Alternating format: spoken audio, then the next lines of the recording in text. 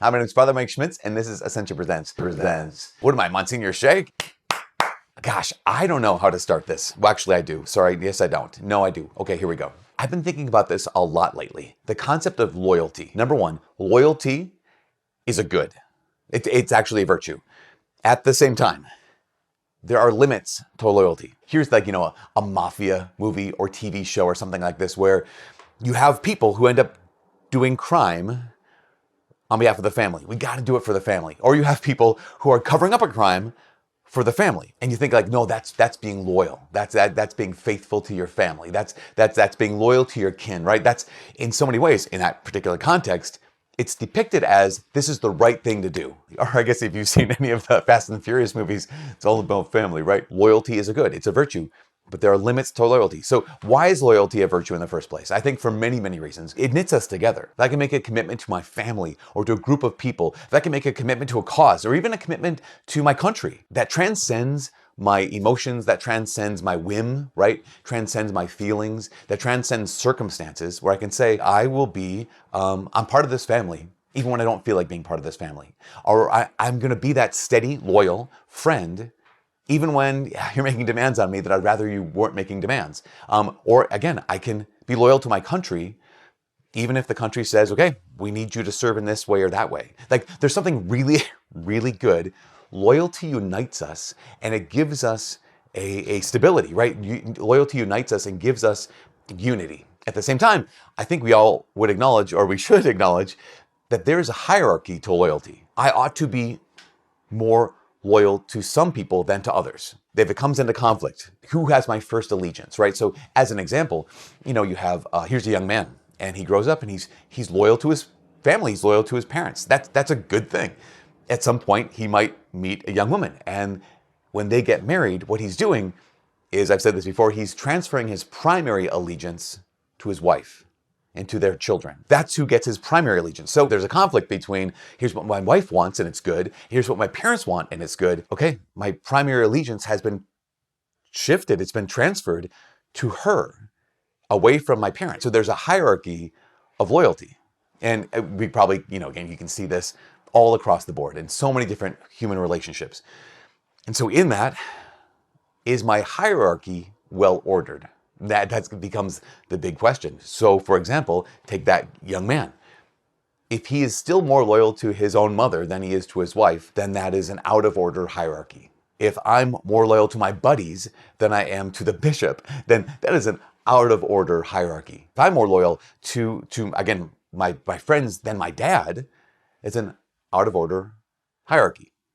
So there's a certain hierarchy to loyalty, and some people's claim on me, to my loyalty, can trump other people's. What are the most essential and primary relationships? And then out from there, that's the degree to which these people get my utmost loyalty and expand it out. Now, we also know this. We also know that not only is there a hierarchy to loyalty, but there is a limit to loyalty. In fact, again, go back to some of those TV programs, those stories about someone who says, like, in order to keep the family together, in order to take care of the family, we got to do this crime or whatever the thing is. In that case, we recognize that one of the limits of loyalty is, does this violate justice? Does this violate truth? Like, am I willing to sacrifice justice for the sake of loyalty to my country? Am I willing to sacrifice truth for a misplaced loyalty to my family? Sometimes people have those like friend tests of like, a good friend is someone who'll help you bury the body, that kind of idea. I hope that that's said in jokingly.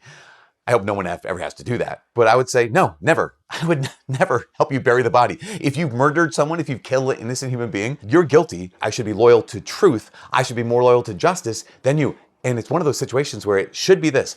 I don't care who you are.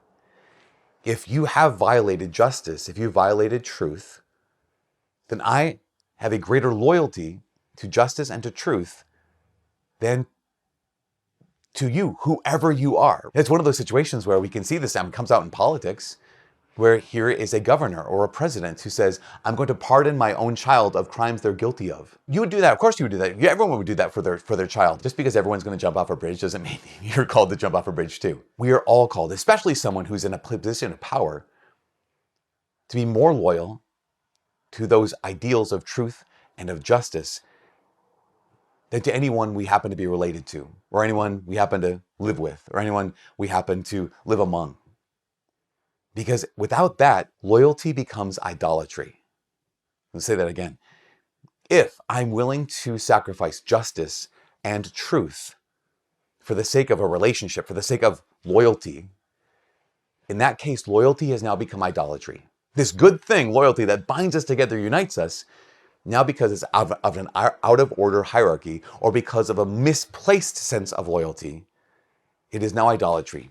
And I have now sacrificed my own character, I've sacrificed my own person at the altar of that idol of loyalty. And this is the last thing. I mentioned that there is a hierarchy to loyalty.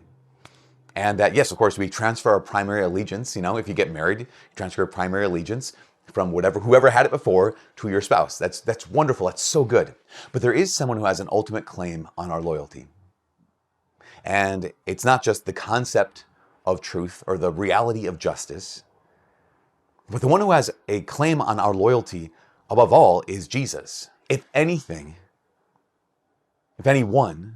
makes a claim on me that would take me away from Jesus, my loyalty to Jesus comes before them.